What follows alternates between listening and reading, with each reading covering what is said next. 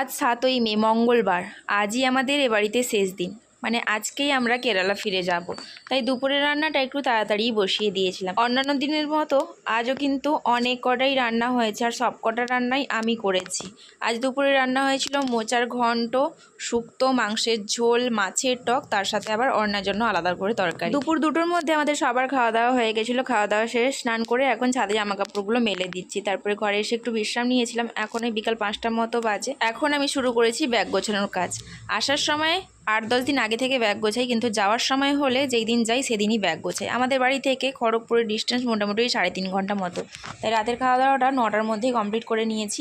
তারপরে রেডি হয়ে গেছি যাওয়ার জন্য। এদিকে আমাদের গাড়িও এসে গেছে, আর অর্ণা সবাইকে যাওয়ার আগে একটু আদর করে দিচ্ছে। যেতে যেতে লক্ষ্য পড়লো এই ব্যঞ্জপাটির দিকে, আর এই বাজনা শুনে অর্ণা তো নমো যাবো বলে কান্নাও শুরু করে দিয়েছিল। রাস্তায় আস্তে আস্তে আবার বৃষ্টিও পড়তে শুরু করেছিল, আর একটা বিপদের মধ্যেও পড়েছিল। সবাই সুস্থভাবে যে স্টেশনে পৌঁছতে পেরেছি এটার জন্যই ভগবানকে ধন্যবাদ।